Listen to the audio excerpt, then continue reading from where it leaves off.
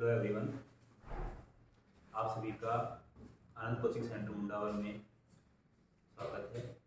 आज हम आप सभी के लिए एग्जाम की दृष्टि से आपका जो सबसे इम्पोर्टेंट चैप्टर है प्राइस का प्रोबेबिलिटी, उसके कुछ एमसीक्यूज लेके आए हैं जो कि आपकी परीक्षा की दृष्टि से बहुत ही ज़्यादा इम्पोर्टेंट है। चलिए शुरू करते हैं। पहला क्वेश्चन है, फर्स्ट क्वेश्चन है, P A intersection B is equal to, कि पी ए इंटरसेक्शन बी का जो मान हो इनमें से किसके बराबर होगा। तो सबसे पहले हम चेक करें कि ए इंटरसेक्शन बी हमें क्या देता है। देखिए, ए इंटरसेक्शन बी के लिए आपने सबसे पहले एक फॉर्मूला पढ़ा होगा, एक ए अपॉन बी का, जो कि कंडीशनल प्रोबेबिलिटी कोएफिशिएंट होता है। कंडीशनल प्रोबेबिलिटी क्या कहती है कि अगर बी वाला इवेंट ऑलरेडी हो चुका है तो ए वाले इवेंट की प्रोबेबिलिटी हम फाइंड करते हैं। इसके लिए फॉर्मूला हमने डायरेक्ट किया हुआ है, P A intersection B upon में पी। ये फॉर्मूला हमने यहाँ पे डायरेक्ट किया है। तो यहाँ से अगर हम पी ए इंटरसेक्शन बी की वैल्यू फाइंड करें तो पी ए इंटरसेक्शन बी हमें देता है P B dot P A upon B के बराबर। पी बी को हम यहाँ पे मल्टीप्लाई में लेंगे तो P B dot P A upon B हो जाता है। लेकिन अगर हम ए अपॉन बी के बजाय बी अपॉन ए फाइंड करें, बी अपॉन ए फाइंड करें तो इसके लिए फॉर्मूला बनेगा बी इंटरसेक्शन ए अपॉन में पी। ये फॉर्मूला बनता है। हमने ये पढ़ा है कि चाहे ए इंटरसेक्शन बी लिखा हुआ हो चाहे बी इंटरसेक्शन ए लिखा हुआ हो, दोनों इक्वल होते हैं। यहाँ से हम बी इंटरसेक्शन ए की वैल्यू फाइंड करें, जिसको हम ए इंटरसेक्शन बी भी लिख सकते हैं, जिसकी वैल्यू किसके बराबर आएगी, P A dot P B upon A के इक्वल होता है। इसका मतलब पी इंटरसेक्शन बी का मान ये भी करेक्ट है और पी इंटरसेक्शन बी का मान ये भी करेक्ट है। तो देखो, ये हमें दोनों ही ऑप्शन गिवन है। हमें पहला ऑप्शन भी गिवन है P A dot P B upon A, क्योंकि ये आंसर हमारा P A dot P B upon आ गया। उसके बाद सेकंड ऑप्शन दिया है हमें P B dot P A upon B. ये ऑप्शन में हमारा करेक्ट है, दोनों ही करेक्ट हैं। तो हमें देखो सी ऑप्शन दिया गया है, बोथ ए एंड बी, मतलब ए ऑप्शन भी करेक्ट है और बी ऑप्शन भी करेक्ट है। दोनों ऑप्शन करेक्ट है तो हमारा आंसर हो जाएगा सी ऑप्शन। ठीक है, नेक्स्ट वाले क्वेश्चन पे चलते हैं। इसमें हमें गिवन है कि अगर हमारे पास पी ए की वैल्यू 0.8 हो, पी बी की value 0.5, P A means A event की probability, P B means B event की प्रोबेबिलिटी 0.5 है, वो दोनों चीजें हमें गिवन है। पी बी अपॉन ए की वैल्यू 0.4 गिवन है। उसने पूछा है कि what is the value of P intersection B. हमें पी इंटरसेक्शन बी की वैल्यू फाइंड करके बताना। वापस से कंडीशनल प्रोबेबिलिटी दी है हमें यहाँ पे, तो कंडीशनल प्रोबेबिलिटी के लिए इसका फॉर्मूला डिफाइन करते हैं, बी अपॉन ए क्या होगा, अभी बताया 2 मिनट पहले ही, B intersection A upon P A के बराबर। यहाँ से पी बी अपॉन ए, अभी आप लोगों को बताया कि बी इंटरसेक्शन ए को हम लिख सकते हैं ए इंटरसेक्शन बी, दोनों एक ही बातें होती हैं। यहाँ से हम सबकी वैल्यूज पुट कर देते हैं। तो देखो पी बी अपॉन ए की वैल्यू कितनी है हमारे पास, 0.4 equal to A intersection B की वैल्यू हमसे फाइंड करवाया है उसने, हम निकालेंगे। पी ए की वैल्यू कितनी गिवन है, 0.8। तो यहाँ से अगर हम पी ए इंटरसेक्शन बी की वैल्यू फाइंड करें, ये देखो 0.8 यहाँ पे आके मल्टीप्लाई में चला जाएगा, 0.4 इंटू 0.8 और मल्टीप्लाई करने का आंसर कितना आएगा, 0.3। तो 0.32 हमारा कौन सा ऑप्शन है, ए ऑप्शन। इसका करेक्ट आंसर है ए ऑप्शन। उसके बाद हम चलते हैं नेक्स्ट क्वेश्चन पे। अगला एमसीक्यू हमारे पास, पी ए की वैल्यू गिवन है 6/11, पी बी की वैल्यू गिवन है 5/11, ए यूनियन बी की वैल्यू गिवन है 7/11। उसने पूछा है value of B upon A. B upon A की वैल्यू में फाइंड करनी। बी अपॉन ए के लिए कंडीशनल प्रोबेबिलिटी का फॉर्मूला लगाते हैं। देखो बी अपॉन ए फॉर्मूला में अभी पढ़ा, चाहे बी इंटरसेक्शन ए लिखें या ए इंटरसेक्शन बी, एक ही बात होती है। हम ए इंटरसेक्शन बी लिख लेते हैं, अपॉन में पी आता है। देखो अपॉन में यहाँ ए होता है तो यहाँ पी आता है, अपॉन में यहाँ पे बी होता है तो यहाँ पी भी आता है। ठीक है, अब उसने हमसे पूछा है इसकी वैल्यू पूछी, बी अपॉन पी की वैल्यू पूछी, खुद की वैल्यू ही पूछी है। एक तो हमें पी की वैल्यू चाहिए, हमारे पास है पी की वैल्यू, एक हमें ए इंटरसेक्शन बी की वैल्यू चाहिए, वो हमारे पास नहीं है, उसको हमें फाइंड करना पड़ेगा। उसके लिए उसने ए यूनियन बी का फॉर्मूला दिया है।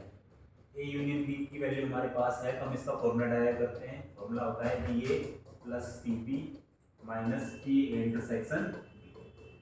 यहाँ से पी इंटरसेक्शन बी को साइड चेंज करके इधर लाएं, ए यूनियन बी को साइड ले आए, ये बन गया P A intersection B equal to, देखो पी और पी बी में कोई चेंज नहीं किया, लेकिन पी ए यूनियन बी को अगर उधर ले जाएंगे तो माइनस का हो जाएगा पी ए यूनियन। यहाँ से वैल्यू चूज करें सारी, पी ए की वैल्यू कितनी है 6/11, पी बी की वैल्यू कितनी है हमारे पास 5/11 और ए यूनियन बी की वैल्यू कितनी है 7/11। एलसीएम लोगे 11 एलसीएम आएगा, 6 5 11, 11 - 7 हो जाएगा 4, वैल्यू निकल के आ रही है 4/11। ये वैल्यू किसकी आई है, ये ए इंटरसेक्शन बी की वैल्यू है। ए इंटरसेक्शन बी की वैल्यू यहाँ पे पुट कर दें। ए इंटरसेक्शन बी की वैल्यू हमने यहाँ पुट की, कितनी आई 4/11 अपॉन पी ए की वैल्यू कितनी हमारे पास, पी ए की वैल्यू है 6/11, 6/11, 11 से 11 कैंसिल आउट, 4/6 जिसको हम लिख सकते हैं कैंसिल आउट करके 2/, देखो 2/3 हमारे पास कौन सा ऑप्शन है, 2/3 ऑप्शन है, बी ऑप्शन हमारा करेक्ट। इसके बाद नेक्स्ट एमसीक्यू पे चलते हैं। नेक्स्ट एमसीक्यू में पूछा है उसने find P E upon F. P E upon F का मतलब है हमसे कंडीशनल प्रोबेबिलिटी का क्वेश्चन पूछा गया है, एफ इवेंट ऑलरेडी हो चुका है, ई इवेंट की प्रोबेबिलिटी हमसे पूछी गई। वेयर ई, देखो ई इवेंट दिया है उसने, इवेंट क्या दिया है, नो टेल अपीयर्स, मतलब कि कोई भी पट नहीं आना चाहिए हमारे पास। एफ इवेंट दिया है नो हेड अपीयर्स, मतलब कोई भी चित नहीं आना चाहिए। हम सिक्के को छालते हैं तो उस पर चित भी होता है, पट भी होता है। ई इवेंट दिया है कि कोई पट नहीं आना चाहिए, एफ इवेंट दिया है कोई भी चित नहीं आना चाहिए। उसने पूछा है कब ये घटना कब होगी, जब दो कॉइंस को उछाला गया है। सबसे पहली बात, अगर हम दो कॉइंस को उछालते हैं तो हमारा सैंपल स्पेस क्या बनेगा, हमारा सैंपल स्पेस बनता है दोनों ही टेल आ सकते हैं, दोनों ही हेड आ सकते हैं। पहले पे हेड दूसरे पे टेल आ सकता है, पहले पे टेल दूसरे पे हेड आ सकता है। ये हमारा सैंपल स्पेस बनता है। टोटल 4 रिजल्ट आ सकते हैं, तो पॉसिबल रिजल्ट्स हमारे पास टोटल कितने हो गए, 4। ठीक है, अब हम निकालते हैं ई इवेंट। ई इवेंट देखो क्या क्या रिजल्ट दे सकता है हमें, नो टेल अपीयर्स, मतलब कोई भी टेल तो आना ही नहीं चाहिए, टी तो आना ही नहीं चाहिए। देखो इसके अंदर भी एक टी है, इसके अंदर भी एक टी है, इसमें दोनों टी है, तो तीनों ऑप्शन तो आ ही नहीं सकते हमारे पास। तो नो टेल अपीयर्स मतलब कोई भी टी नहीं आना चाहिए, तो रिजल्ट में क्या आएगा, ओनली दोनों एच ही आएंगे। ठीक है, इसके अंदर एक ही रिजल्ट आया हमारे पास। इसके बाद एफ इवेंट के रिजल्ट निकालते हैं।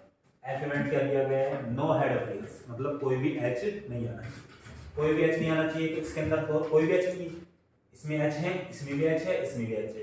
उसने बोला है कोई एच नहीं आना चाहिए, कौन सा रिजल्ट आएगा, दोनों टी वाले रिजल्ट आएंगे। इसके अंदर कितने रिजल्ट है, एक रिजल्ट। अगर हम इन दोनों का इंटरसेक्शन लें, ई और एफ का, इंटरसेक्शन क्या करता है, दोनों में कॉमन पार्ट लेता है।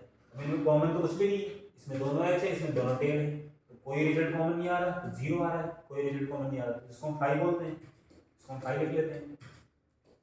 5 कॉमन आ रहा है हमारे पास, कुछ भी कॉमन नहीं। ठीक है, तो यहाँ से अगर तुम ई इवेंट की प्रोबेबिलिटी निकालो, इवेंट देखो हमारे पास अनुकूल कंडीशन कितनी है, 1, टोटल कंडीशन कितनी है, 4, तो ई इवेंट की प्रोबेबिलिटी आ गई 1/4। यहाँ से अगर तुम एफ इवेंट की प्रोबेबिलिटी निकालो, इसके लिए अनुकूल कितनी घटना है, 1, टोटल कितनी है, 4, इसकी प्रोबेबिलिटी कितनी हो गई 1/4। अगर तुम पी इंटरसेक्शन एफ निकालोगे, तो यहाँ से अनुकूल घटनाएं कितनी हमारे पास, 5, मतलब एक भी नहीं, तो 0 लिखेंगे। अपॉन में टोटल कितनी है, 4, तो इसकी प्रोबेबिलिटी कितनी आ रही है, 0 आ रही है। ठीक है, अब उसने पूछा कि हमसे ई अपॉन एफ पूछा है। ई अपॉन एफ के लिए इसका फॉर्मूला यूज करते हैं, पी ई अपॉन एफ हमने अभी तक पढ़ा है, क्या होगा, दोनों का इंटरसेक्शन अपॉन में नीचे जो इवेंट है उसकी खुद की प्रोबेबिलिटी। एफ इवेंट नीचे है तो उसकी खुद की प्रोबेबिलिटी आएगी। अब देखो हमारे पास सभी रिजल्ट के आंसर पहले ही आ गए। ई इंटरसेक्शन एफ की प्रोबेबिलिटी ये देखो कितनी है, 0, अपॉन में एफ की प्रोबेबिलिटी कितनी है, 1/4, और 0 को किसी से डिवाइड करते हैं तो आंसर कितना आता है, 0। हमारा इस क्वेश्चन के लिए आंसर कितना हो जाएगा, 0। ठीक है, इसके बाद हम चलते हैं नेक्स्ट क्वेश्चन पे। गिवन है पी ए रिजल्ट की, ए इवेंट की प्रोबेबिलिटी 3/8 है, बी इवेंट की प्रोबेबिलिटी 1/3। ए इंटरसेक्शन बी की वैल्यू गिवन है 1/4। उसने पूछा हमसे ए डैश इंटरसेक्शन बी डैश। ए डैश का मतलब क्या होता है कि अगर ए कोई इवेंट है, ए कोई इवेंट है जो किसी काम को कर रहा है, तो ए डैश मतलब उस काम का नहीं होना, उसका विपरीत चलता है ए डैश। हमसे पूछा गया है ए डैश इंटरसेक्शन बी डैश की वैल्यू, और हमने पढ़ा है कि ए डैश इंटरसेक्शन बी डैश को हम लिख सकते हैं ए यूनियन बी का होल डैश। क्या लिख सकते हैं, ए यूनियन बी का होल डैश। और आप सभी ने ये भी पढ़ा है कि अगर पी ई कोई इवेंट है तो पी ई डैश किसके बराबर होता है, 1 - पी के बराबर होता है। यहाँ से अगर हम इस रिजल्ट को लिखें तो हम लिख सकते हैं पी ए यूनियन बी का होल डैश, ये किसके बराबर हो जाएगा, 1 - पी ए यूनियन बी के बराबर हो जाएगा। और ए यूनियन बी का फॉर्मूला अभी हमने इक्वेशन में निकाला है, 1 क्या फॉर्मूला होता है इसका, P A plus P B minus P A intersection. सभी की वैल्यूज हमारे पास हैं, सभी की वैल्यूज पुट कर देते हैं। देखो पी ए की वैल्यू कितनी है हमारे पास, 3/8 प्लस पी बी की वैल्यू कितनी है हमारे पास, 1/3 माइनस ए इंटरसेक्शन बी की वैल्यू कितनी है हमारे पास, 1/4। इसको कैलकुलेट कर लेते हैं। देखो यहाँ से हो गया 1 माइनस, इन तीनों का एलसीएम कितना ले लें हम, 24 आ रहा है एलसीएम, यहाँ से 8 3 जा 24, तो ये हो गया 9, 3 8 जा तो ये हो गया 8, 4 6 जा ये हो गया 6, यहाँ से हो गया 1 माइनस, देखो 9 और 8 कितने हो गए 17, 17 में से 6 गए तो 11 अपॉन में 24, तो 1 माइनस 11 बाय 24, यहाँ से एलसीएम लेके इसको भी सोल्व करें तो 24 माइनस 11 बाय 24, तो आंसर हो गया 13 बाय 20, 13 बाय 24 हमारा कौन सा रिजल्ट है, देखो हमारा ऑप्शन है सी, तो सी ऑप्शन इसका करेक्ट आंसर। तो ऐसे ही वीडियोस हम आपके लिए फ्यूचर में और भी लेके आते रहेंगे, जिसमें हम चैप्टर वाइज हर चैप्टर के आपको अच्छे अच्छे एमसीक्यूज जो आपकी परीक्षा की दृष्टि से बहुत ही ज़्यादा इंपॉर्टेंट है वो हम आप लोगों को करवाएंगे। तो हमारे चैनल के साथ जुड़े रहिएगा।